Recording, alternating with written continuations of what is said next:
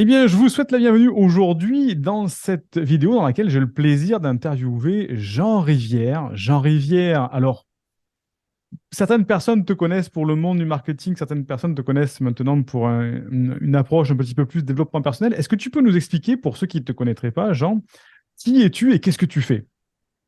Alors, je travaille sur le web depuis 2004, donc ça fait un moment. J'ai jamais vraiment eu d'activité salariée. J'ai eu juste quelques petits boulots de moins de 6 mois, deux petits boulots de moins de 6 mois, et j'ai toujours voulu en fait être indépendant, davantage pour la liberté justement. Et la première année, enfin juste vraiment quand j'ai commencé à gagner ma vie de façon indépendante, je suis tout de suite parti. Je suis parti vivre en Europe de l'Est, donc en 2004. Et puis, suite à ça, bon, il s'est passé plein de choses. J'ai pas mal voyagé. J'ai fait un tour du monde d'un an et demi. J'ai été expatrié à la fois en Asie et en Europe de l'Est, où je suis aussi, enfin, où je suis revenu aujourd'hui. Et j'ai créé des vidéos. J'ai commencé avec des articles, des vidéos, enfin, toutes sortes de choses sur ce sujet-là. Donc, pour les personnes, les créateurs, les personnes qui vivent du web ou qui veulent en vivre.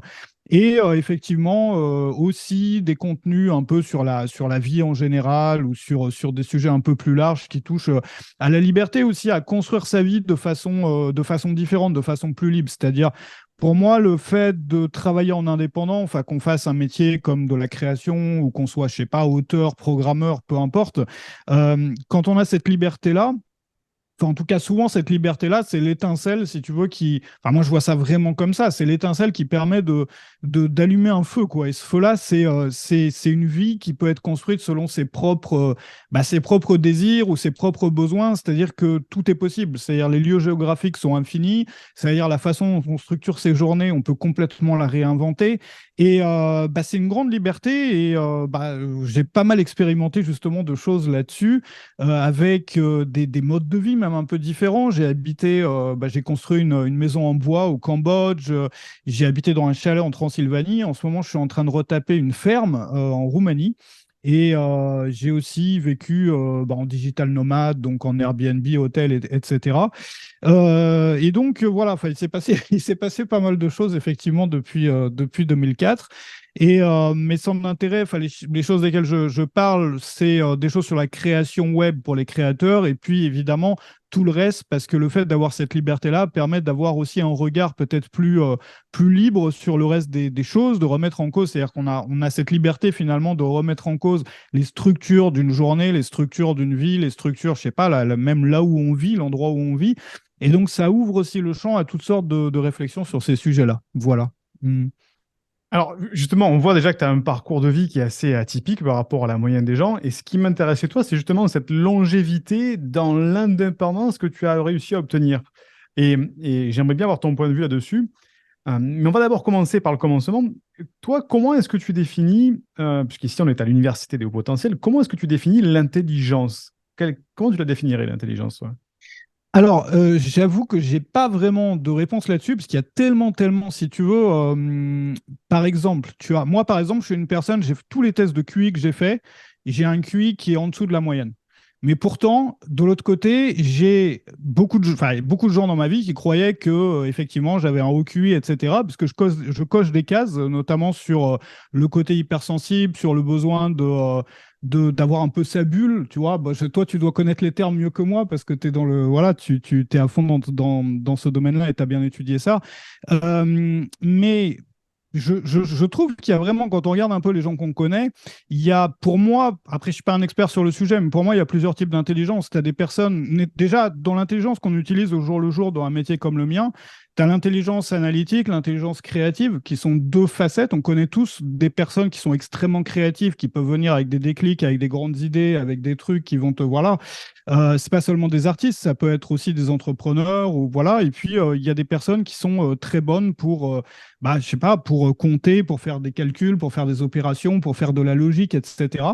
Donc probablement, moi, si on me posait la question, je dirais que probablement il y a plusieurs types d'intelligence. Maintenant, moi, ce que je trouve un peu dommage sur ce côté-là, enfin sur le fait de vouloir, si tu veux, donner des notes, donner des points ou comment dire, trier les gens par leur degré d'intelligence, c'est que bah, finalement, on regarde, il y a des personnes, par exemple, qui ont un très très haut QI et qui effectivement peuvent se retrouver désavantagées dans la vie, alors que des personnes qui justement n'ont pas cette intelligence-là, souvent des personnes d'ailleurs qui ont moins d'intelligence vont être fonceurs. D'ailleurs, c'est une réflexion que j'ai eue avec mes amis, on a eu un très très long débat là-dessus.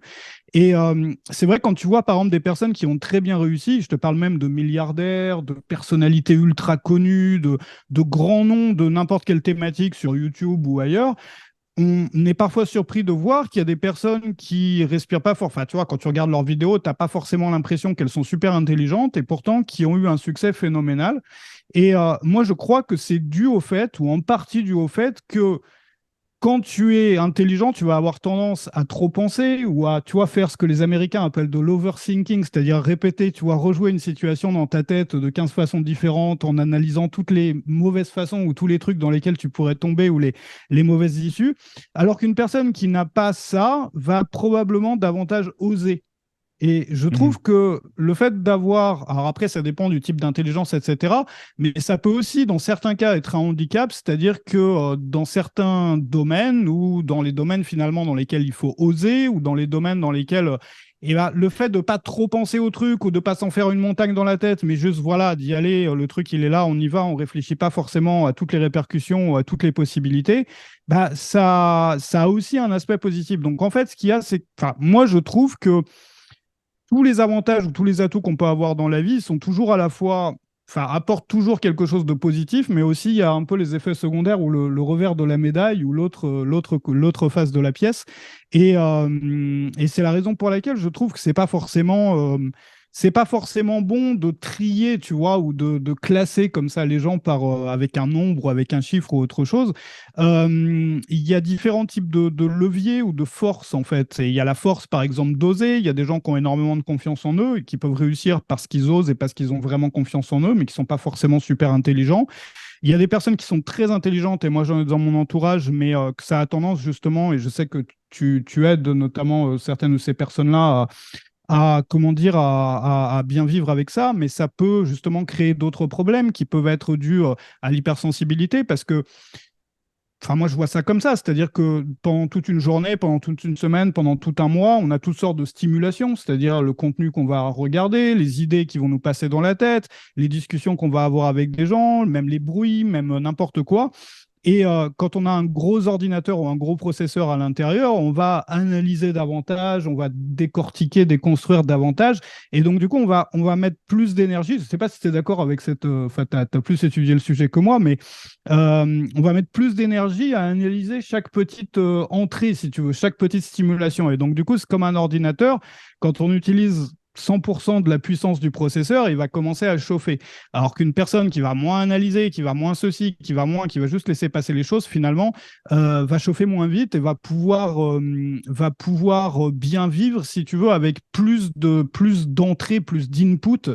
Voilà. Donc il y a aussi des problèmes qui peuvent être causés par ça. Je pense que finalement, on part tous avec des caractéristiques qui peuvent être vues comme des atouts ou comme des désavantages. Le tout, c'est bah, de savoir en tirer le meilleur et de savoir, bah, voilà, de savoir se protéger un peu peut-être des côtés négatifs. Mais je pense que les côtés négatifs, il y en a dans absolument toutes les caractéristiques ou les atouts ou les choses comme ça qu'on peut avoir. Je ne sais pas si ce que je viens de dire te... Si, si, si, justement. En fait, tu es en train de dire que selon ton point de vue, le fait de passer à l'action et d'être plutôt dans l'aspect pratico-pratique de l'intelligence, le résultat à terme, c'est que les gens qui sont pratiques, qui passent à l'action rapidement, ont parfois plus de résultats que ceux qui restent en train de faire fonctionner le processeur, mais sans passer à l'action, en fait. Tout à fait, parce que je pense qu'il y a deux choses qui sont, enfin, qui sont deux gros leviers, si tu veux, pour réussir dans quoi qu'on fasse. C'est pas que dans l'entrepreneuriat, c'est dans un projet, dans, je sais pas, même construire une maison, dans se lancer dans quelque chose, dans une aventure ou autre. C'est premièrement d'oser faire cette chose-là et deuxièmement d'avoir confiance en soi, c'est-à-dire de se considérer comme capable de réussir cette chose-là. Et c'est vrai que plus on se met à cogiter et à faire passer le film en boucle dans sa tête, etc., moins on va oser parce que du coup, on va se créer des obstacles, tu vois, où on va envisager tous les obstacles possibles. Donc, on va avoir davantage peur d'oser. On va peut-être être, voilà, on va même, la procrastination, c'est lié en partie à ça. Et si on n'a pas confiance en soi, si on ne se croit pas capable de réussir le truc, c'est-à-dire si on imagine tous les moyens ou si on pense à tous voilà, enfin si on pense trop finalement. Et c'est vrai que d'un côté, ça donne, enfin c'est une force d'avoir cette capacité de penser, mais d'un autre côté, ça peut aussi freiner. Moi, je vois comme ça. Et Mhm. du coup, peut-être que le fait ouais, je sais pas comment expliquer la chose.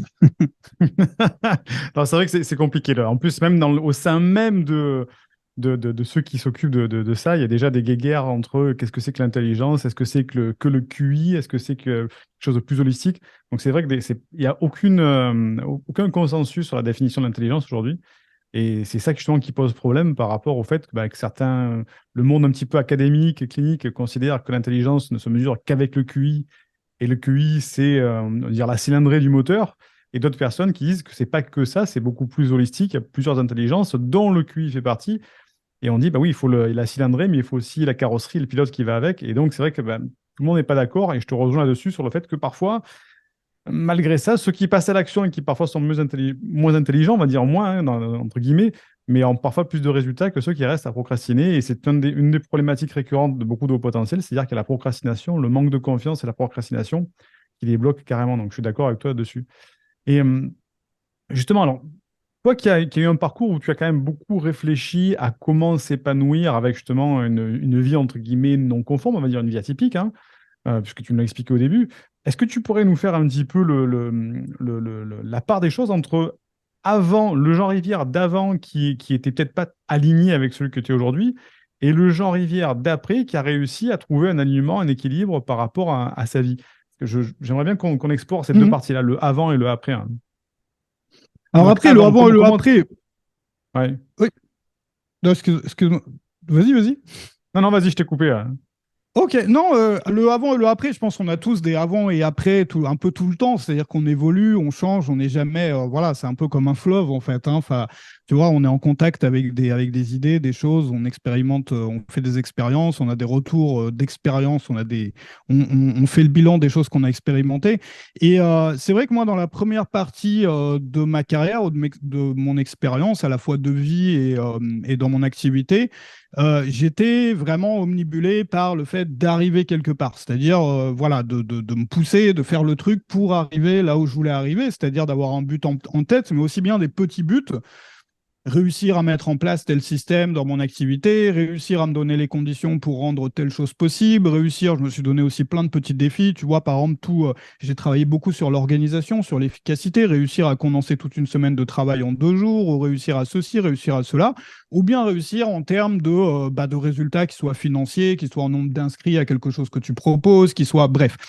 Et le fait est qu'au bout d'un certain nombre d'années, tu commences à avoir pas mal de choses comme celle-ci que tu as réussi. C'est-à-dire, t'as coché les cases, tu l'as fait, etc. Et tu te rends compte quand tu y es arrivé que tu n'arrives pas à t'en contenter. C'est-à-dire, pendant toute la période où tu travaillais dessus, parfois tu as fait des sacrifices pour y arriver, parfois tu as travaillé très dur dessus. Tu imaginais, tu faisais un peu un rêve dans ta tête du moment où, ça y est, quand tu auras décroché le truc, tu pourras enfin te poser, tu seras bien, tu auras quasiment plus de problèmes dans ta vie. Enfin, peut-être pas quand même, mais voilà, c'était un peu Disneyland dans ta tête. Et je pense que ça arrive à tout le monde. Et quand tu y arrives, en fait, souvent, tu prends même pas vraiment le temps d'en profiter et tout de suite, tu passes au truc d'après, en fait. Et tu te rends compte, enfin, je veux dire, c'est inévitable quand tu l'as fait 10 fois, quand tu l'as fait 100 fois, que finalement, c'est un peu comme une histoire qu'on se raconte, c'est-à-dire qu'on croit vraiment. Et d'ailleurs, c'est quelque chose, c'est intéressant. Il y a des chercheurs, j'avais lu un bouquin, je ne pourrais même plus te citer le truc, mais c'est fascinant. C'est en fait, sur le plan de l'évolution, on a besoin pour survivre, en fait, ou en tout cas pour faire quelque chose de nos nos vies pour construire quelque chose, même pour aller chercher à manger quand on était des préhistoriques et tout, bah, il fallait avoir cette envie-là, en fait. C'est-à-dire que cette envie-là, c'est ça qui nous permet, ou en fait, la croyance selon laquelle quand j'aurai réussi ça, alors j'aurai plus de problème, alors ma vie sera parfaite, alors je pourrai enfin me poser sur ma chaise et contempler ce que j'ai créé et me poser. Cette croyance-là, c'est un peu comme de l'essence que tu mets dans une voiture pour qu'elle fonctionne. C'est-à-dire que s'il n'y avait pas cette croyance-là, on accomplirait beaucoup moins de choses. Mais il y a un moment où, quand tu as refait, quand tu es passé à travers ce cycle-là des dizaines, des centaines de fois, bah, tu commences à voir un peu l'illusion. Tu commences à voir que c'est un peu un mirage et qu'une fois que tu seras arrivé, tu seras toujours pas satisfait et que tu vas vouloir aller soit plus loin, soit tout refaire dans un sens ou dans un autre. Et qu'en fait, ce qui t'a plu là-dedans et les meilleurs souvenirs que tu as, ce qui fait finalement ta vie, ton expérience, la richesse de, je sais pas, de ton expérience justement, de qui tu es, bah, c'est le chemin que tu as parcouru, c'est-à-dire c'est le jour le jour quand tu faisais ça. Et en fait, tu te rends compte au bout d'un moment que ce que tu aimes vraiment, c'est faire le truc, en fait. C'est-à-dire être dedans, comme une personne qui aime faire du sport, je sais pas, quelqu'un qui aime bien jouer au foot.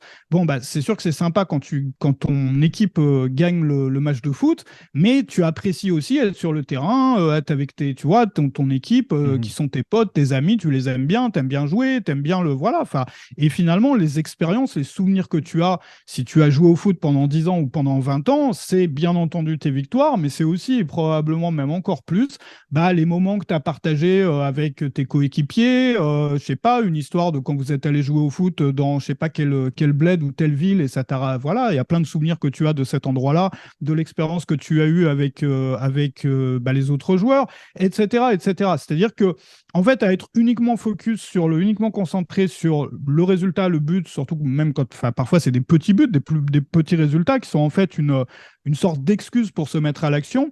Ce qui reste de tout ça, c'est vraiment tout le temps qu'on a passé à construire quelque chose, quoi. Et peut-être que la deuxième partie, bon, moi j'ai eu un peu pas ouais, si, une crise existentielle, un petit peu, où je me suis posé plein de questions sur à quoi ça sert de faire tout ça, sur ceci, sur cela, parce que effectivement, tu arrives à créer des choses et finalement, tu veux toujours en avoir plus ou tu veux toujours passer au truc d'après et tu n'arrives pas à te poser. Euh, Évidemment, quand on est dans ce genre de cas, bon, chacun peut trouver des réponses qui lui sont propres, mais moi je trouve que le fait de se reconcentrer sur la création dans mon cas, ou ce qu'on fait, ou les projets qu'on fait, mais pas forcément que pour atteindre le but, mais aussi en cherchant à s'accomplir en le faisant, ça veut dire notamment peut-être de s'organiser d'une façon différente, c'est-à-dire une façon qui ne va pas te faire du mal, c'est-à-dire que tu vas essayer de faire en sorte d'avoir un équilibre, de ne pas mettre 100% de ton énergie, 100% de toute ta vie ou 100% de, voilà, enfin, de tout ce que tu es capable de donner juste pour atteindre le résultat, mais tu vas faire ça de façon équilibrée parce que tu sais que c'est quelque chose qui t'apporte une partie de ce dont tu as besoin pour te sentir bien. Il y a d'autres choses aussi, tout ça forme un équilibre. C'est-à-dire peut-être d'être moins, tu vois, les yeux rivés sur l'objectif, sur le résultat, sur voilà, ce qu'on va atteindre à la fin, et davantage d'apprécier le parcours. Il y avait une vidéo d'Alan Watts, si ça te dit quelque chose, qui expliquait ça très bien en faisant une analogie avec la musique, en fait. C'est-à-dire que en disant que tout le monde croit que le but de la vie, c'est d'arriver à un certain point. Donc, en fait, quand tu es au lycée, le but, c'est d'avoir le bac. Après, quand tu as ton bac, c'est d'avoir ton permis de conduire ou de rentrer dans une école ou autre. Après, c'est d'avoir ton examen. Après, c'est d'avoir un job. Après, c'est d'avoir un job mieux payé. Après, ceci. Après, c'est d'être à la retraite. Et après, pour certains, c'est même pas fini quand tu meurs parce qu'il y a l'objectif d'aller au ciel après. Donc, en fait, tu vois, c'est une suite de buts, de buts, de buts, de buts. Et en fait, tu te rends compte qu'au final, c'est ce qu'il dit dans la vidéo, que c'est pas. Regarde, enfin, il prend cet exemple-là d'un chef d'orchestre qui, avec un orchestre en face de lui, et un bon chef d'orchestre, pas un chef d'orchestre qui joue le plus fort ou qui fait jouer son orchestre le plus fort possible ou le plus vite possible pour arriver au but. Ça y est, le concert est fini, on a terminé rapidement et tout. Non, c'est d'apprécier le fait que la musique soit belle, en fait. Et il compare ça à de la musique, c'est-à-dire que finalement, la vie, c'est peut-être plus de la musique que de courir après un but. Et ouais, donc je sais pas, moi j'ai un peu plus cette vision-là aujourd'hui, on va dire. Voilà. D'accord, ok, ouais. Donc c'est intéressant ce que tu dis, le fait de, voilà, de se recentrer sur quelque chose de beaucoup plus fluide et de mettre la tête dans le guidon, sur le tapis roulant en train de courir et de pas regarder le paysage à côté. Et quels sont les signes que toi tu as observés quand justement tu as eu cette prise de conscience? Parce qu'il y en a beaucoup qui sont comme ça aujourd'hui, beaucoup de personnes qui sont la tête dans le guidon, qui ne s'en rendent pas compte. Même moi, dans le passé, je l'étais aussi. C'est quoi les signes observés pour se dire, ah, je suis en train de forcer la machine plutôt que de prendre plaisir à conduire. Est-ce que tu as réussi à déceler comme ça des signes? Alors, il y a plusieurs choses. Moi, je trouve que, alors déjà, la première chose, c'est que tu, quand ton travail devient, quand quelque chose que tu aimais faire devient une torture, par exemple. Alors ça, Ok. c'est typique pour les créateurs, tous les gens qui font de la création, que ce soit de la création web ou n'importe quoi, hein, de la musique, enfin, peu importe, quelque chose que tu crées, tu avais vraiment du plaisir à, je sais pas, ça peut être d'écrire, ça peut être, enfin, peu importe. Tu avais vraiment du plaisir, c'était quelque chose que tu aimais bien, et puis tu as eu envie un jour de vivre de ta passion, en fait, de vraiment faire ça, voilà, faire ta vie de ça. Tu es content quand tu as commencé à le faire, parce qu'enfin, tu pouvais faire ce que tu aimais toute la journée. Et puis, il y a un moment où tu n'as plus du tout supporté le faire, c'est devenu une torture, en fait. Et c'est pas, enfin, il y a pas mal de gens qui ont remarqué ça aussi. Le psychologue hongro-américain avec un nom imprononçable qui a écrit le livre Mikhail Flow, Csikszentmihalyi, là, Mihail Csikszentmihalyi. Csikszentmihalyi, voilà, C'est ça, ouais. Csikszentmihalyi, qui le constatait aussi, enfin, qu'en parlait dans son bouquin, que en fait, il distingue, bon, c'est pas le seul à distinguer ces deux choses-là, mais à distinguer les objectifs entre objectifs intrinsèques, objectifs Hmm. extrinsèques. Donc, l'objectif Mhm. intrinsèque, c'est, bah, ça revient à la discussion qu'on vient d'avoir, enfin, à la réponse que je donnais à la question précédente. C'est-à-dire l'objectif, par exemple, quand tu joues au foot, l'objectif intrinsèque, c'est de te faire plaisir en jouant au foot, tu joues avec tes amis, tout ça, c'est génial et tout, tu prends voilà, tu es au grand air, voilà, c'est le foot pour le foot. Et l'objectif extrinsèque, c'est remporter la partie, gagner le truc. Donc, pareil, quand tu fais de la création, intrinsèque, c'est prendre du plaisir en jouant du piano. Extrinsèque, c'est gagner de l'argent en jouant du piano, ou bien remporter un concours de piano, ou bien gagner des grades en piano, enfin, peu importe.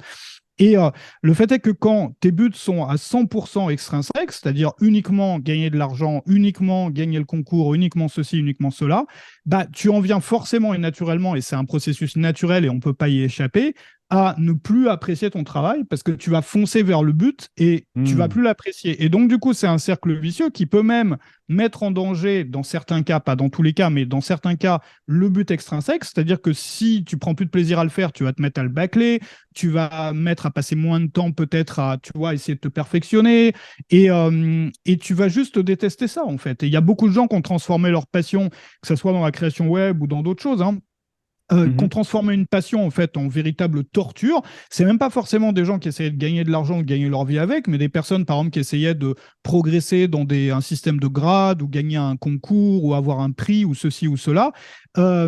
Pour moi, la clé on a besoin des deux objectifs, des deux buts, mais c'est de retrouver un équilibre en fait entre les deux.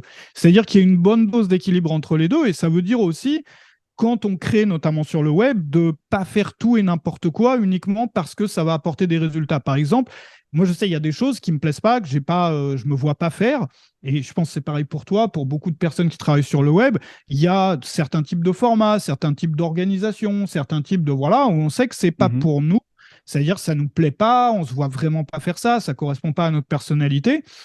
On sait que si on les faisait, on gagnerait peut-être plus d'argent, on aurait plus de gens qui regarderaient nos vidéos, ou on aurait plus de, tu vois, on serait davantage connu ou ceci ou cela, mais on peut choisir de ne pas les faire parce que justement, bah, c'est pas pour nous en fait. Et je trouve que c'est une question d'équilibre, tu vois, ça veut pas dire de tout Mhm. plaquer pour aller vivre dans la forêt et vivre de sa passion, tu vois, en mangeant en mangeant des graines et voilà, en buvant l'eau du torrent, mais ça veut dire de trouver un équilibre. Et moi, je trouve qu'à partir du moment où un travail créatif devient une torture et que tous les matins on est là, on n'a pas envie de s'y mettre et tout, et c'est l'une des causes aussi de la procrastination dans ces métiers-là, c'est pas la seule cause, mais c'est l'une des causes. Tu vois, encore une journée, il faut que je fasse ça, t'as vraiment pas envie de le faire et tout, c'est peut-être que au lieu de te forcer plus, de t'essayer de te motiver davantage, essayer de trouver un moyen de remettre une étincelle dans le machin, c'est-à-dire de trouver peut-être changer un petit peu la façon dont tu le fais pour t'apporter plus de plaisir dedans. Moi, je compare ça aux syndicats. Alors en ce moment, Au les syndicat, d'accord. syndicats là, sont dans la rue avec les retraites, etc. Ouais, c'est de faire des. En fait, enfin, moi, je trouve que dans une activité comme la nôtre, enfin, dans une activité web, en fait, on a trois métiers, sauf qu'on est un peu comme des hommes orchestres, on doit faire les trois à la fois. C'est-à-dire qu'on est à la fois patron, on est à la fois manager et on est à la fois exécutant. C'est-à-dire dans une Mhm. entreprise classique, tu vas avoir le patron qui décide de la stratégie. Par exemple, il va décider, on va lancer tel produit, on va donner tel nom à notre site web, enfin voilà, la stratégie. Et ensuite, tu vas avoir les managers ou le manager qui va organiser la stratégie. Donc, c'est-à-dire, le patron a dit ça, donc maintenant, on va s'organiser pour tout mettre en place. C'est-à-dire, voilà, on va embaucher machin pour faire le logo, on va embaucher truc pour faire ceci, on va, voilà, et Monique, elle va travailler de 7h à 10h, et Jean-Pierre, il va travailler de 14h à 16h, etc., etc. Et puis, l'exécutant, il a une liste de choses à faire, et puis, il va les faire. Le problème, c'est que parfois, l'exécutant, il se retrouve dans une situation dans laquelle son travail il est vraiment ingrat et il en peut plus, il a trop d'heures de travail, il en peut plus, il peut pas bosser bien dans ces conditions-là. Et donc ce qu'il va faire, c'est qu'il va aller voir le manager ou le patron pour aller se plaindre, voilà, pour dire ça va pas, moi j'arrive pas à bosser dans ces conditions, voilà, au moins qu'on mette le chauffage, qu'on mette un peu moins de tâches toute la journée ou que ça soit un peu plus fun. Et quand on travaille seul, on peut faire la même chose, c'est-à-dire d'avoir des points stratégie ou des points où on voit une fois par mois, une fois par trimestre, on va faire un peu le bilan de la période passée, donc des 3 mois passés, du mois passé. On va faire le point à la fois sur l'avancée sur nos projets, mais aussi on peut regarder est-ce que moi, en tant qu'exécutant ou sur la partie où j'exécute, où je fais mon travail, j'ai été bien traité ou pas en fait. Et si j'ai pas été bien traité, aller me plaindre et même avoir une sorte de, moi, ce que j'appelle une liste de doléances, c'est-à-dire un document ou une liste sur laquelle, quand il y a quelque chose qui est très dur à faire tous les matins, c'est-à-dire tu te lèves le matin, tu n'as vraiment pas envie de le faire, le marquer, ça, il y en a marre. Et ça ne veut pas forcément dire de l'enlever, ça veut peut-être dire d'aménager cette tâche-là pour qu'elle soit plus agréable, pour y retrouver du plaisir. Ça veut dire, par exemple, peut-être la faire dans un autre endroit, ça veut dire peut-être la faire d'une certaine manière qui soit plus simple. Par exemple, on discutait ce matin, j'avais un live avec d'autres créateurs du web et on discutait on parlait de créer des formations. Alors, créer des formations, pour beaucoup de personnes, c'est vraiment quelque chose d'un peu impressionnant, intimidant, surtout quand on commence dans le métier de créateur. Et on parlait de créer des formations pendant des lives, c'est-à-dire de les faire ensemble avec les personnes de notre audience. Et c'est vrai que c'est la même chose. Au final, tu as enregistré, tu as une formation, tu as créé une formation, mais étant donné que tu n'étais pas tout seul à parler à ta caméra, c'était beaucoup plus facile. Et donc ça, c'est l'une des choses qu'on peut faire pour se rendre la vie plus facile et pour rendre le travail plus agréable. Donc c'est un exemple parmi d'autres, mais voilà. Donc l'idée du syndicaliste, c'était ça, c'était qu'on peut être son propre syndicaliste en notant des choses qui vont pas pour les améliorer et pour reprendre justement du plaisir dans tout ça. Par contre, si on n'a que le but en tête et qu'il y a que le but qui compte, on va se pousser, on va même se faire du mal parfois, même si ça peut être bon de le faire ça sur des périodes courtes. Par exemple, tu as un projet vraiment important, il faut le finir et tout, oui. Mais sur le long terme, sur 10 années, sur 20 années, tu peux t'abîmer à faire ça. Tu vois, il y a des gens qui tombent dans le burn-out. Le burn-out, je ne me rappelle plus combien d'années. Alors, en moyenne, c'est plusieurs années pour sortir pour se remettre, Ouais, pour je se crois que c'est 4 ou reconstruire 5 après ans en un moyenne, burn-out. minimum. Ouais. Donc c'est pas des trucs pour rigoler, quoi. Et ça, le fait d'être uniquement focus sur le résultat, même si on a besoin du résultat, je sais que ça, c'est difficile à dire à des personnes qui ont vraiment besoin du résultat, parce que toi, tu as besoin de mettre voilà, à manger dans le frigo à la fin du mois et qu'il faut bien remplir le frigo. Mais le fait est que sur le long terme, si tu t'épuises et si tu fais quelque chose, si tu transformes en fait même un métier passion en quelque chose que tu vas détester parce que tu vois plus que le résultat à terme, tu vas plus te respecter quand tu vas travailler, tu vas pas te créer un environnement dans lequel ton travail est épanouissant et accomplissant, et il y a un moment où tu vas plus le supporter, où tu vas plus pouvoir faire une journée de plus, où tu vas tomber dans le burn-out, ou bien ça va devenir une torture telle que finalement ta vie sera vraiment pas agréable, ou en tout cas une grosse partie de ta vie qui est la vie où tu travailles, la partie de ta vie pendant laquelle tu travailles. Donc pour moi, c'est ça, c'est un peu après des années à ne pas avoir vu les choses comme ça, de prendre un peu de recul sur tout ça et puis de voir que on peut travailler d'une autre façon et on peut envisager l'entrepreneuriat, en tout cas, d'une autre façon, plus, voilà, en appréciant. Moi, j'ai beaucoup travaillé sur l'efficacité au fur et à mesure de ma carrière parce que j'avais cet objectif de compresser le travail. Alors, c'est quelque chose qui me passionne aussi parce que c'est vraiment, je suis passionné d'organisation, mais de compresser le travail pour pouvoir profiter de la vie, en fait. C'est-à-dire d'avoir, par exemple, 2 jours, même si mon travail m'intéressait et me passionnait, de le compresser pour pouvoir profiter de la vie. Parce qu'à côté, j'ai toujours eu des projets, soit de voyage, soit de construction de maison, soit de ceci, de cela. Et voilà, moi, si j'avais pris ma liberté, c'était pour avoir du temps pour faire ce genre de choses. Et donc, de compresser tout, par exemple, sur 2 jours, donc ces 2 jours, même qui ne sont pas forcément intenses en nombre d'heures, mais intenses en termes de... Après, voilà, tu peux plus réfléchir pendant un bon moment parce que ça t'a vidé de ton énergie. Pour après faire place nette pour le reste, en fait. Et aujourd'hui, j'ai tendance à faire plutôt l'inverse, c'est-à-dire à prendre plus le temps mais à intégrer ça de façon. Tu vois, je suis moins sur l'efficacité en termes réduire le temps, mais plus en termes comment est-ce que je pourrais m'accomplir davantage en faisant mon travail. C'est-à-dire, même si Hmm. ça prend plus de temps, et surtout si ça prend plus de temps, je préfère que ça prenne plus de temps et que ça m'apporte plus de plaisir, que ça soit plus épanouissant, plus accomplissant pour moi, plutôt que, voilà, enfin, tu vois, séparer les choses, quoi. Voilà, j'ai Ouais, peut-être voilà, ce que tu répondu. dis. Par rapport à ce que tu es aujourd'hui maintenant, tu as l'air donc plus épanoui, plus apaisé. Tu recherches justement cet équilibre pour avoir une vie plus sereine, on va dire, en quelque sorte. Comment tu vois justement un moyen de s'épanouir? On en a un petit peu parlé dans le fait d'être moins radical, etc. Mais quel a été pour toi les changements les plus palpables que tu as eu dans ta vie qui t'ont permis vraiment de plus te réaligner avec qui tu es aujourd'hui, avec toi-même en fait?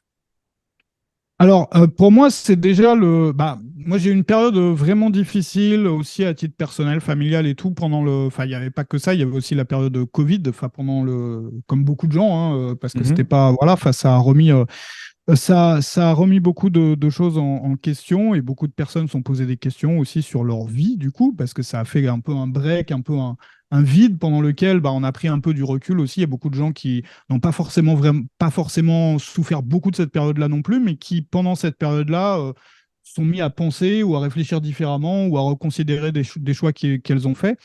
Bah, d'ailleurs, j'étais en train de rénover un appartement pendant ce moment-là. Et il y a un moment, j'en ai eu marre. J'avais besoin de verre, de nature et tout. Là, j'en avais marre, marre, marre, marre, marre, surtout qu'on restait enfermé et tout. J'ai regardé pour acheter enfin, j'ai regardé en ligne là pour acheter une ferme rapidement. Tu sais, je la voulais dans la semaine, quoi. Enfin, une D'accord, maison avec. rapide, ouais. Et donc, j'en ai visité une. J'ai acheté tout de suite. Ça coûtait 11 000 euros. C'est plus celle-là, hein, c'est une autre ferme que j'ai encore. Enfin, c'était vraiment un truc dans un moment qui était vraiment pas facile où vraiment un coup de tête. Je regarde en ligne Mhm. et j'ai pris, voilà, enfin, j'ai acheté une ferme. Bon, le fait d'être dans la nature, ça m'a complètement, enfin, ça m'a fait un bien fou en fait. Et ça m'a D'accord. rappelé aussi des moments que j'avais passés bah, quand je vivais dans un chalet en Transylvanie et où j'avais justement cet équilibre. Alors évidemment, ça fait bizarre parce que tu travailles sur le web, tu es plus, tu vois, sur des choses technologiques et tout, et tu habites dans un chalet, dans un village. Mais pour moi, enfin à l'époque, j'avais vraiment adoré cette période-là parce que justement, je contrebalançais le côté un peu virtuel et un peu, voilà, où tu es assis sur une chaise en face d'un écran et où tu bouges pas, tu n'as pas d'activité physique, tu n'es pas au grand air, tu vois, compenser ça par Mhm.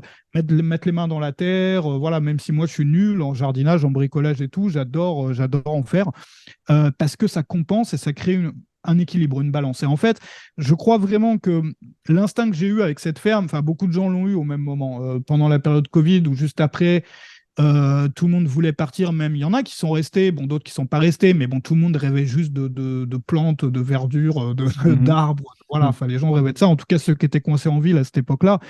Et ce que ça montre, c'est que il y a une sorte de. Enfin, c'est comme si tu as un besoin à l'intérieur de toi qui devient de plus en plus gros, un peu comme dans une cocotte minute, la pression qui monte, et d'un coup ça explose en fait. Et pour pas que ça explose, il faut garder un équilibre, il faut garder la pression constante, c'est-à-dire la faire s'échapper de temps en temps.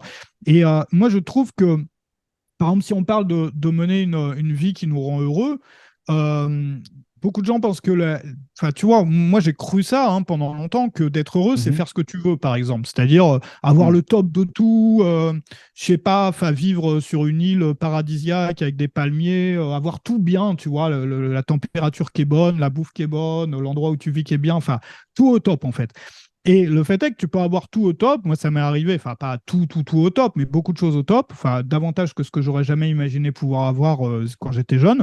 Et ça m'avait pas rendu heureux. En fait, c'est pas forcément. Enfin, moi, je le vois comme ça aujourd'hui. C'est-à-dire que le fait d'être heureux ou d'avoir une vie réussie, c'est pas forcément d'avoir tout ce que tu veux, mais c'est au contraire d'avoir des éléments desquels tu veux pas forcément à un moment T, mais qui participent à ton équilibre. C'est-à-dire que bah, tu as besoin d'avoir accès à la nature, tu as besoin d'avoir une activité, à la fois un minimum d'activité manuelle ou physique. Donc ça veut dire que si tu as une activité qui est créative ou ton métier est créatif ou intellectuel et tu restes à un bureau toute la journée, tu as besoin de compenser par exemple dans tes loisirs ou autres, par quelque chose qui va être plus physique ou plus manuel ou faire du jardinage ou peu importe.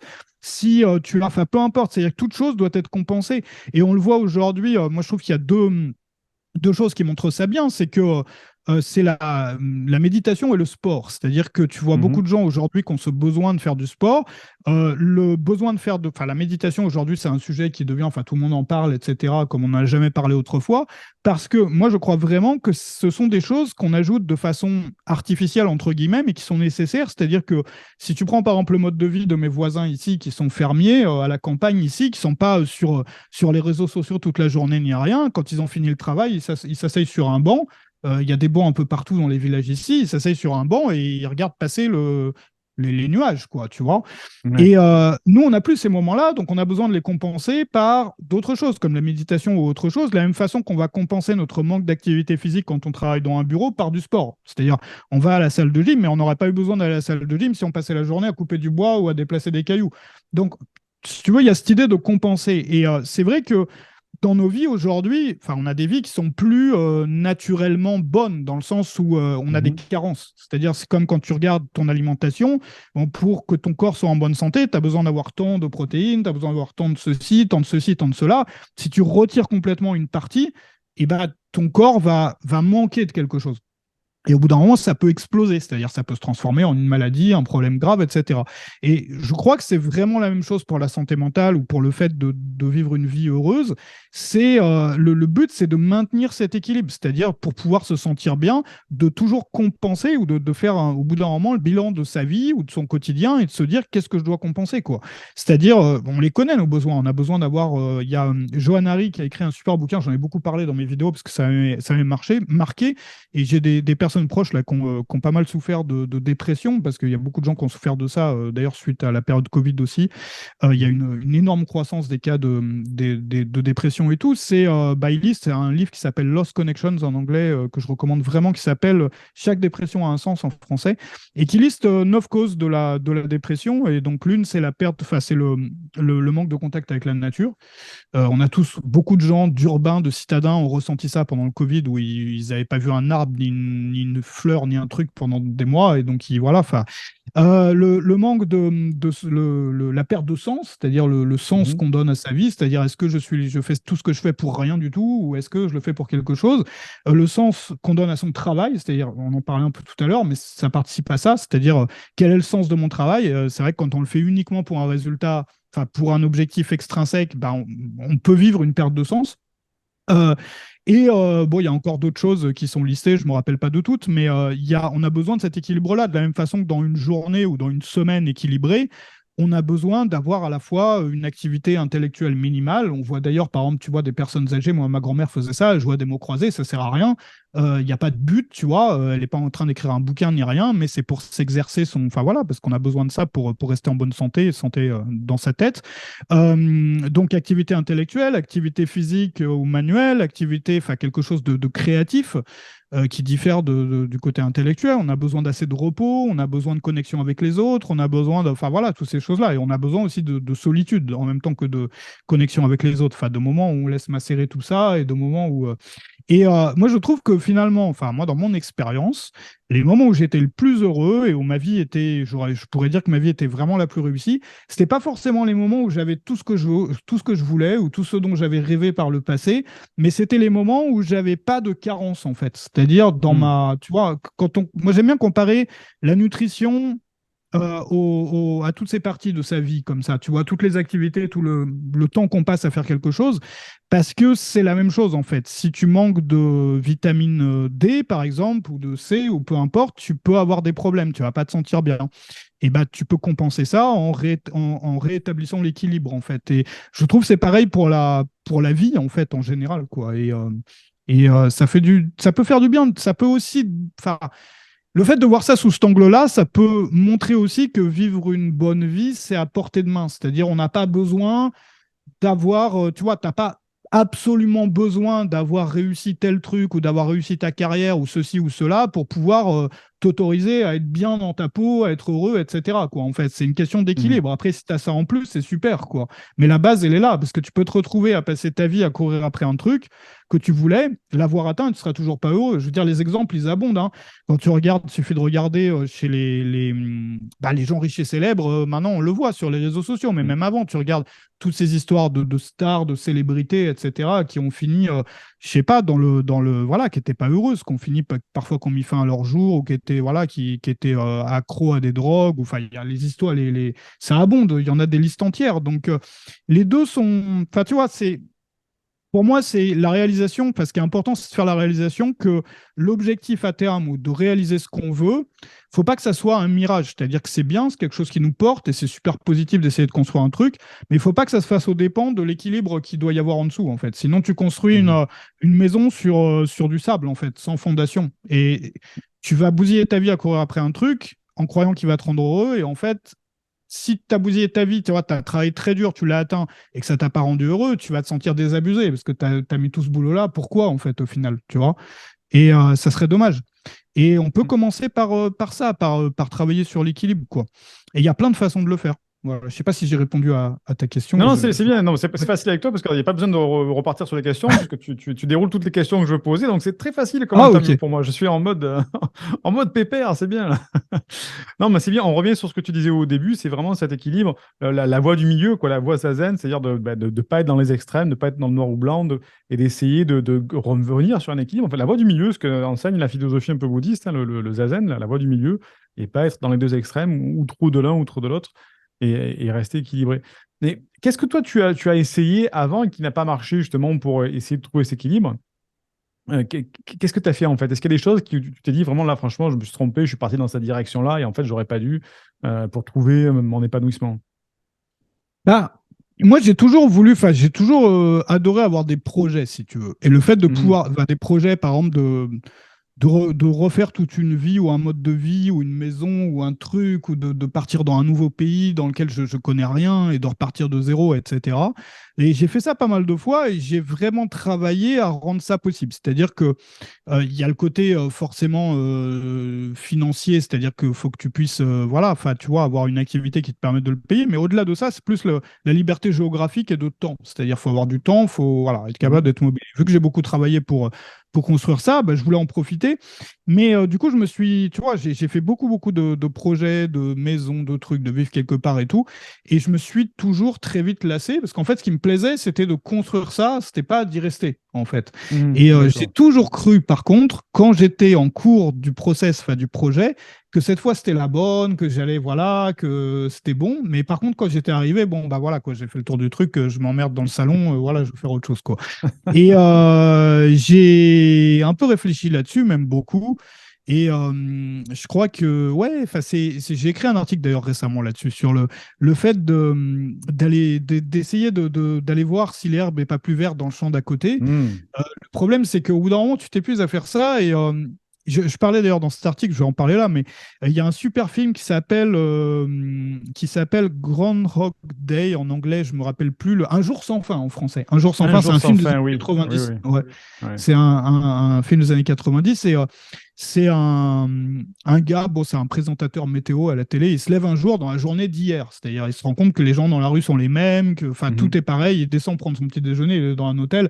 La femme de l'hôtel lui pose exactement la même question ou lui sort exactement la même phrase et c'est la même journée. Donc il est voilà. Après chaque journée se répète comme ça. Donc lui a le choix de parler différemment aux gens, mais les situations sont les mêmes, les personnes aux endroits, enfin aux mêmes endroits sont les mêmes.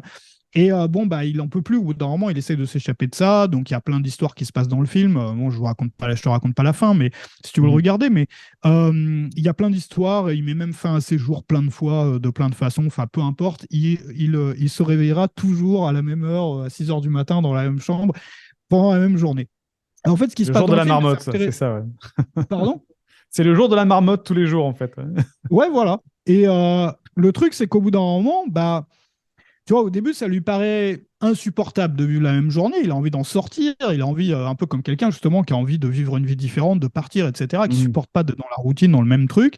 Et au bout d'un moment, il se rend compte qu'il peut apprendre des choses de chaque journée, c'est-à-dire poser des questions à des gens, utiliser leurs réponses dans la journée d'après. Et au bout d'un moment, il se met à connaître tout le monde. C'est comme sur un plateau de film où tu aurais des acteurs. Bon, en l'occurrence, c'est un film, mais il connaît bien Mhm. tout le monde. Voilà, il arrive à rendre cette journée-là, en fait, géniale. Tu vois, alors que c'est la Mhm. même journée. Et moi, ça m'a fait vraiment réfléchir là-dessus parce que tu peux très bien aussi vivre enfin un peu dans quelque chose qui peut te paraître monotone. En fait, ça, c'est lié aussi, enfin, je vais en parler tout à l'heure de la dopamine, mais Mhm. tu peux vivre dans quelque chose qui te paraît monotone, où tu peux te dire, voilà, il y aurait peut-être une meilleure journée que celle-là, où il y aurait peut-être un meilleur endroit que celui où je suis en train d'habiter, il y aurait peut-être une meilleure situation, ou un meilleur, voilà. Mais bah, finalement, tu peux aussi, jour après jour, rendre ce que tu as, toi, en face de tes yeux, bah, de plus en plus, de mieux en mieux, en fait. Après, il y a quelque chose. Et ça, la dopamine, juste ce dont je voulais parler, c'est un truc qui est typique. Bah, quand tu travailles beaucoup sur quelque chose ou quand les gens qui aiment bien avoir des sensations fortes, que ce soit en business, les gens qui jouent un peu sur les cryptos, des choses comme ça, c'est un peu pareil. Hein, c'est tout ce qui est sensation forte ou le fait d'avoir créé, tu vois, l'accomplissement d'avoir créé un truc et ça y est, tu l'as. Bah, ça fonctionne. Alors moi, je suis pas expert hein, sur le sujet, mais il y a des bouquins entiers qui ont été écrits par des spécialistes. Ça fonctionne comme une drogue, et c'est une drogue qui est sécrétée par le cerveau. Et tu en deviens dépendant et tu as besoin de doses de plus en plus grosses. C'est-à-dire tout ce Mhm. qui est exubérant ou tout ce qui est, tu vois, ça y est, tu as fait ce projet-là, tu as fait ce truc-là. Et après, si par exemple, c'est pareil hein, pour l'argent, pour plein de choses, pour les entrepreneurs qui sont à fond dans leur truc sur les résultats ou quelqu'un qui fait du trading ou autre, quand tu as eu un truc, tu peux plus te satisfaire de ça. Tu as besoin de plus, de plus, de plus, de plus. Et bon, au bout d'un moment, ça te grille un peu le cerveau parce que tu supportes plus la banalité, tu vas plus supporter tu vois, c'est-à-dire que les situations même qui sont normales, agréables, normales, quoi, pas extraordinaires, mais normales pour la plupart des gens, elles vont être insupportables pour toi. Et ça, c'est Mhm. aussi l'un des risques de l'optique, tu vois, sur ce dont on parlait tout à l'heure, de viser seulement le résultat à terme. Parce que quand tu es uniquement là-dessus, le problème, c'est que bah, tu supportes de moins en moins. Par exemple, tu parlais de la voie du milieu là tout à l'heure. Moi, je crois que le fait, par exemple, de trop fêter des résultats ou l'accomplissement d'un projet, ou ça y est, tu as réussi ça, on va faire une grosse fête et tout, ou d'être vraiment, mais super. Même super content en fait et enfin vraiment tu vois de vivre à fond Mhm. dans le plaisir intense et tout tous les moments où tu as réussi quelque chose dans lequel tu as mis beaucoup d'efforts, même si ça fait du bien au début, si tu fais ça sur le long terme, ça va rendre le fait d'avoir des résultats moyens la prochaine fois, ou bien d'avoir un truc qui est moins bien fait, ou qui marche moins bien, ou qui te plaît moins la prochaine fois, beaucoup plus dur à supporter en fait. Et Mhm. effectivement, là aussi, il y a un équilibre à trouver, je trouve, c'est-à-dire que bah, le fait enfin, ça c'est difficile aussi dans nos métiers, dans nos expériences, les gens qui voyagent, c'est pareil que les entrepreneurs, parce que quand tu voyages, tu deviens un peu... Bah, je sais pas si ça part dans tous les sens, là, ce que je suis en train de Non, raconter. non, c'est cohérent, t'inquiète pas, c'est Mais super cohérent, hein. Ouais. je lisais des choses sur les. Tu sais, moi, j'ai été digital nomade. Donc, digital nomade, c'est les gens qui travaillent en voyageant, les gens qui bossent sur le web et puis ça leur permet voilà, de passer de pays en pays ou d'endroit en endroit. Moi, j'ai fait ça pendant pas mal de temps. Et je lisais des choses là-dessus sur des retours, sur des discussions en ligne sur la difficulté du retour à la vie normale après. Et en fait, c'est la même chose. C'est-à-dire que tu as eu tellement d'expériences, tellement de trucs où une semaine, tu es, je sais pas, à Barcelone, la semaine d'après, tu es, je sais pas, Mhm. t'es au Maroc, la semaine d'après, tu es en Asie du Sud-Est, ou le mois d'après, ou peu importe, que bah, je sais pas, vivre dans ton quartier tout gris en plein automne avec la pluie qui tombe, c'est pas, tu vois, enfin, ça peut devenir très dur à supporter, même douloureux. Il y a des gens qui font des dépressions et tout, hein, c'est des trucs sérieux. Alors qu'en fait, c'est un cas enfin, le truc est normal. Enfin, il n'y a rien de dramatique dans la situation de vie en question. C'est juste qu'on a été habitué. En fait, ça fonctionne comme une drogue. Alors, ça ne veut pas dire qu'il ne faut pas vivre des expériences extraordinaires, mais il faut. Enfin, au contraire, enfin, moi, j'encourage les gens à vivre des expériences extraordinaires, mais il faut faire attention à garder les pieds sur terre, en fait. Et c'est pour ça que créer un équilibre. quand je parlais tout à l'heure de quand, tu vois, quand on travaille sur le web, de quand même mettre les doigts dans la terre à un moment, faire du jardinage ou faire des choses un peu où tu touches, je sais pas, des pierres, de la terre, des vraies choses. Enfin voilà. Mhm. C'est important pour créer cet équilibre-là. Et aussi, dans le cadre des expériences, enfin, des expériences exubérantes, extraordinaires et tout, c'est important aussi en même temps de compenser, je trouve, par des expériences qui sont simples, mais qui apportent aussi du plaisir pour pouvoir garder les pieds sur terre, quoi. Donc ça veut dire cultiver en fait sa capacité à passer un bon moment avec des choses plus simples. Tu vois, je sais pas, une soirée entre amis, en famille, une balade dans un parc, un machin. Tu vois que tu sois pas toujours dans rêver du prochain voyage, rêver du prochain succès, rêver du prochain truc, mais qu'il y a un équilibre entre si ça te plaît, bah voilà, entre ça et aussi, tu vois, des choses qui sont que tu peux trouver partout, quelles que soient tes circonstances, que tu sois pauvre, riche, que tu habites, je sais pas, dans une banlieue toute grise ou que tu habites, je sais pas, sur une île tropicale, et bah tu pourras toujours faire ces choses-là, passer une soirée avec des amis, passer un bon dîner je sais pas, en famille avec des gens qui comptent pour toi, te balader le long, je sais pas, de la rivière ou de la plage ou de peu importe de la forêt, enfin ce que tu as chez toi. Et c'est-à-dire de garder les pieds sur terre, en fait, parce que sinon, après, c'est un engrenage. Et ça peut, effectivement, au bout d'un certain nombre d'années, on s'en rend pas compte au début, mais au bout d'un certain nombre d'années, ça peut griller quelque chose, en fait, dans ton cerveau. Voilà. Bah, ouais, oui, tout à fait, je comprends. Bah, bravo pour la référence d'une journée sans fin. Moi, c'est un film que j'adore aussi, et qui m'a toujours plu. Mais alors, ce que tu dis, c'est assez intéressant parce que toi qui es dans l'enseignement, et moi j'enseigne aussi, comment dire, c'est pas sexy en fait ce que tu expliques là. Et comment tu fais pour régler cette dissonance entre ce que veulent les gens et ce que toi tu leur proposes? Bon, on rentre presque dans du marketing là, hein, mais les gens, ce qu'ils veulent, c'est même quelqu'un qui a un problème de dépression, quelqu'un qui a un problème de développement personnel, il veut quelque chose entre guillemets d'exceptionnel. Il veut soit guérir sa dépression, et alors que tu sais, toi, enfin, en tout cas, c'est ce que tu défends comme philosophie, et moi aussi, qu'en fait, en étant plus dans l'équilibre, en étant plus, comment dire, entre guillemets, modéré, c'est peut-être là la solution. Mais cette solution, elle ne paraît pas très sexy. Est-ce que tu as déjà réfléchi à ça, toi? Est-ce que tu as une solution à ça? Alors, moi, enfin, la solution que je vois, et moi, ce que je fais dans mon activité aussi, c'est que enfin, moi, je trouve que les personnes qui cherchent des solutions rapides, en fait, tout le monde a cherché des solutions rapides, je crois. Oui, oui, Tout le oui. monde, absolument tout le monde. Les gens qui n'en cherchent plus, ce sont les gens qui ont été désabusés des solutions rapides. C'est-à-dire, c'est Mm, j'ai un ami qui appelle ça comment? La vague d'après ou la deuxième mm, vague. La deuxième vague, je crois, il appelle ça. C'est-à-dire les gens qui sont passés par ça et qui ont été désabusés. Voilà, enfin, ils en ont marre. Regarde, par exemple, les personnes qui, là, si tu parles de vie simple, ou tu t'intéresses aux gens qui veulent vivre plus mhm, simplement, tu te rends compte que beaucoup des gens qui sont fascinés par quitter la ville pour aller à la campagne, pour vivre une vie plus simple, les gens qui vont dans des retraites spirituelles, ce genre de choses, sont souvent des gens qui ont eu des jobs extrêmement, enfin, tu vois, des oui, oui, trucs oui, qui oui. ont été, eu des Intense, carrières ouais, ouais, ultra ouais. performantes, qui ont été, tu vois, stressés toute la journée, mais qui ont eu des gros succès, qui ont eu vraiment des beaux succès et qui ont été désabusés de ça. Souvent, c'est pas des Mhm, gens qui tu vois, ont pas, enfin justement, ont pas des gens qui ont eu du mal à, je sais pas, même démarrer dans la vie ou quoi. Tu retrouves pas ce genre de profil. Tu retrouves des gens qui ont été désabusés d'un certain style de mm, vie et qui du coup vont aller essayer de chercher autre chose.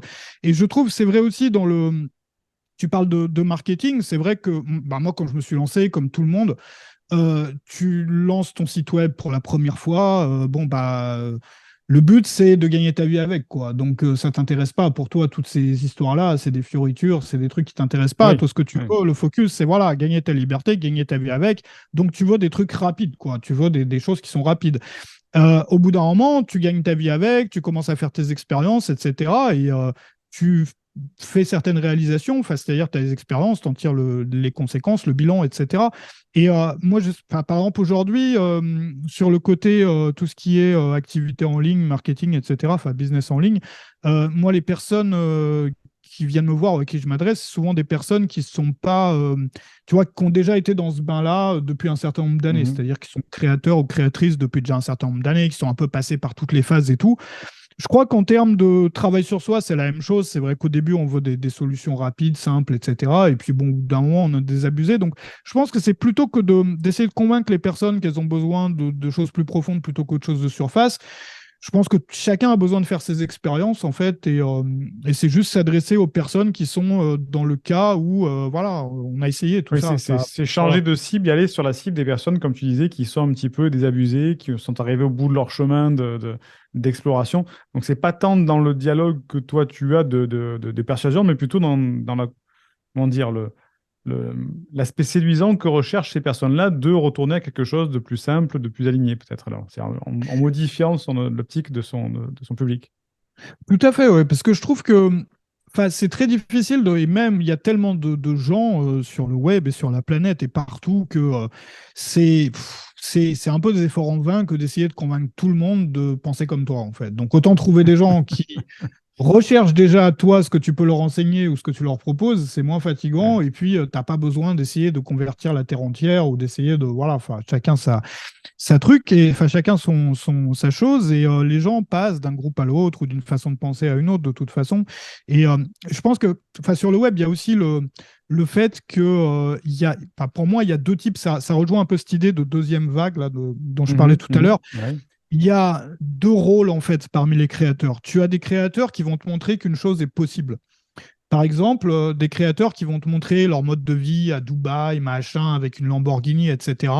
Et qui vont te montrer que c'est possible de gagner sa vie sur le web, par exemple. Où tu vas Mhm. avoir, je sais pas, des gens. Voilà, c'est les gens qui te montrent que c'est possible et souvent qui vont s'adresser à des débutants. Enfin, ils sont moins que débutants, ils n'ont pas encore commencé. Tu vois. C'est-à-dire qu'ils se baladent comme ça, ils n'avaient rien demandé, on leur montre quelqu'un qui a réussi une chose, et ah ouais, tiens, c'est possible. Donc, du coup, je vais m'intéresser à ça. Et puis, très vite, quand ils commencent à s'y intéresser, bah, ce qu'ils veulent, c'est des choses beaucoup plus concrètes, beaucoup plus techniques, beaucoup plus. Voilà, tu vois, ils sont plus dans le rêve, dans le mirage qu'on leur vend, en fait. Et donc, du coup, ils vont aller voir des créateurs qui vont parler de choses plus, tu vois, qui vont faire moins joli sur les réseaux sociaux, moins clignotants, moins ceci, moins cela, mais qui vont être simplement le type de discussion qu'on va avoir entre professionnels, par exemple. C'est-à-dire que, voilà, on ne parle pas simplement de. Voilà, on passe pas notre journée à boire des cocktails sous les cocotiers, tu vois. On parle des problèmes qu'on a avec notre site web, de tels problèmes techniques, de comment trouver un sujet pour ma prochaine vidéo, que j'ai tel souci avec mon activité, comment le régler. Enfin voilà, là on passe à des Mhm. discussions de voilà entre pareil, tu prends deux boulangers, et tu les fais discuter ensemble et on parlait de sujets pro quoi. Bon. Et puis voilà, donc en fait, ce sont des étapes, ce sont un peu des phases, quoi. Et, beaucoup de gens passent par plusieurs phases, plusieurs étapes, et les personnes qui montrent qu'une transformation est possible ou que quelque chose est possible, souvent, c'est pas celles qui vont le mieux enseigner le métier ou le fond du truc et tout, quoi. Et c'est même pas le même métier, c'est pas du tout le même métier. Ce sont des gens qui vont faire davantage tu vois, des belles images ou qui vont motiver les gens, les inspirer, leur montrer que c'est possible. Tu vois, là, on va te montrer oui, c'est possible, etc. Et après, tu vas avoir des personnes qui vont s'adresser aux personnes qui ont survécu cette phase-là et qui veulent aller plus loin, qui ont persévéré, etc. Moi, je vois ça comme ça, plus sous une D'accord, forme, ouais. tu Mhm. vois, séquentielle, on va dire. Ils vont éduquer le public à ça, à la possibilité de le faire. Et puis après, c'est à eux d'évoluer et d'aller vers des personnes qui sont plus, entre guillemets, sérieuses que ce que proposent ces personnes-là. Ouais. Ouais, c'est pas le même métier. Si tu parlais de choses, tu vois, par exemple, imagine que tu fasses des vidéos sur comment régler la température d'un four à pain. Sur YouTube, personne Mhm. ne regarderait ça. Maintenant, si tu fais des vidéos sur le mode de vie de quelqu'un qui a tout quitté pour monter sa boulangerie artisanale et que la vie est belle et géniale et tout, là, ça va attirer les gens. Donc, c'est-à-dire les Mhm. gens Mhm. rentrent par ça. Après, ils commencent à s'intéresser comment je monte ma boulangerie. Et là, ils vont aller voir les vidéos sur comment régler le four, etc. Comment faire, tu vois. Et Mhm. du coup, c'est plus voilà, c'est une Oui, séquence. ben, Enfin, moi, je le vois comme ça. Mm. en espérant qu'ils ne soient Et pas désabusés au passage, on va dire. Mais bon, c'est un autre sujet après ça. on est toujours désabusé de Ouais. certaines choses, en fait. C'est-à-dire qu'on a toujours, quand on se lance dans quelque chose, on a toujours des illusions. Même, enfin, Mhm. par exemple, c'est pareil quand tu vas dans moi, j'ai bougé pas mal de pays en pays. C'est vrai que quand tu arrives dans un nouveau pays, souvent, surtout la première expatriation, tu as souvent l'impression que ça y est, tu es arrivé au paradis, quoi.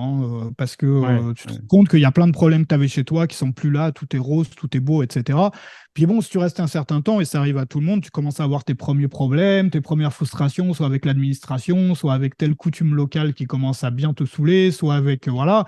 Et tu reviens un peu au réel, c'est-à-dire voilà, tu es désabusé sur certaines choses, ça ne veut pas dire pour autant que tu vas partir, c'est-à-dire que tu vois les choses même Mhm. plus clairement parce que tu peux voir voilà, tu as une vision plus globale, à la fois les bons côtés, les mauvais côtés, et tu n'es plus dans ton petit rêve et dans ta petite bulle, quoi.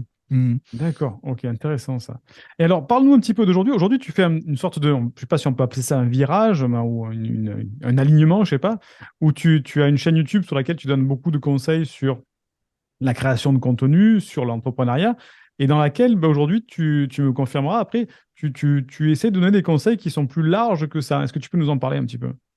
Ouais, alors, bah moi je voulais parler de plus que, enfin, à la fois des choses pour les créateurs et enfin les créateurs du web, et à la fois d'autres sujets, voilà. Puis moi je vis dans une ferme au fin fond de la Roumanie, donc c'est pas, voilà, c'est pas forcément aligné selon la façon dont on comprend le, voilà, enfin, avec le business en ligne et tout.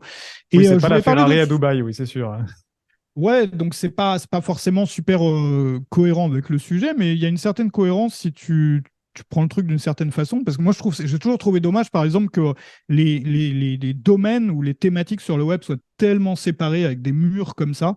Parce que tu as d'un Mhm. côté des gens qui s'intéressent, par exemple, à tout ce qui est retour à la nature et tous les gens qui sont en ville et qui rêvent de pouvoir, tu vois, se bouger à la campagne, avoir une vie plus saine.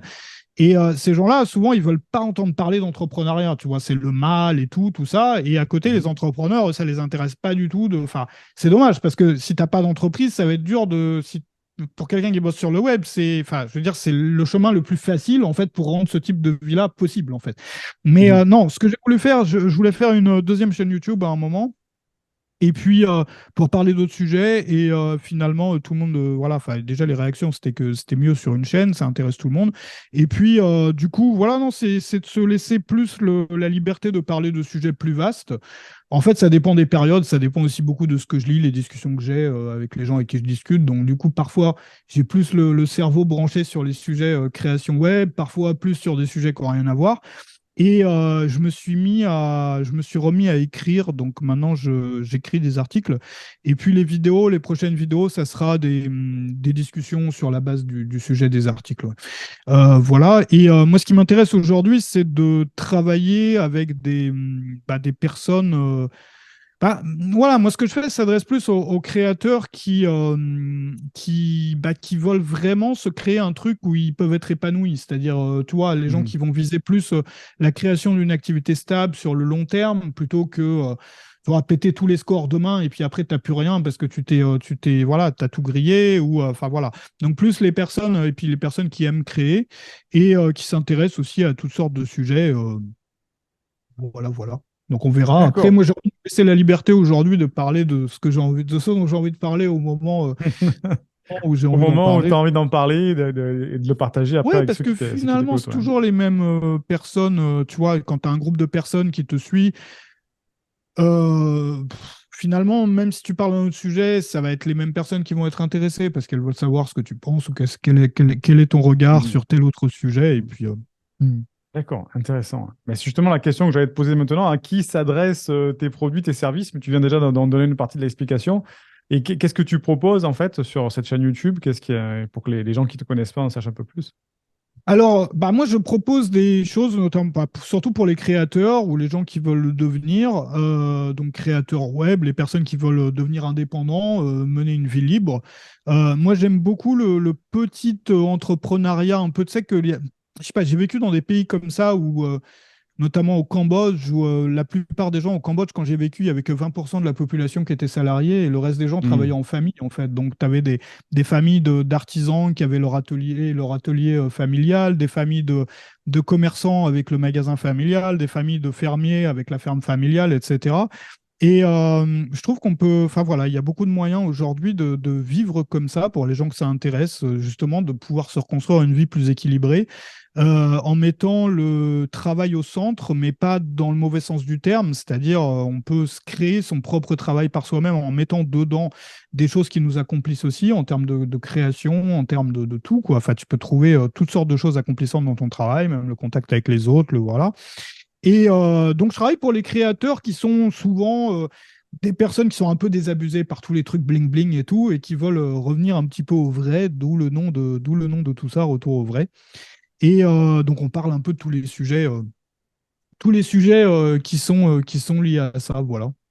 D'accord, on va dire, on peut même dire que c'est de l'artisanat numérique, en quelque sorte, les gens à qui tu t'adresses, ceux qui veulent rester artisans du numérique, en Ouais, fait. voilà. Ouais, d'accord. Ok, donc bah, avis aux artisans du numérique ou ceux qui veulent, qui sont en devenir. De toute façon, il y aura tous les liens qui sont en description de la vidéo ou du podcast pour aller découvrir le travail de Jean. Jean, encore une fois, un grand merci de nous avoir partagé tout ce contenu. Il y a plein de choses que l'interview, il faut l'écouter deux fois pour aller récupérer toutes les infos que tu as données pendant cette interview. Un grand merci. Est-ce qu'il y a quelque chose qu'on n'a pas abordé, que tu aurais aimé aborder dans l'interview? Bah, merci déjà de m'avoir invité. Merci à vous d'avoir regardé. Euh, je crois pas. Je ne sais pas. J'ai pas de. Non. Non, bah, je pense Parfait, qu'on a ça fait va. le tour. Ouais, ouais. Ça va, parfait. Bah, écoute, un grand merci. Et puis, n'hésitez pas à cliquer dans le lien de description de la vidéo du podcast pour aller découvrir la chaîne de Jean qui s'appelle Retour ouvré pour les artisans du numérique.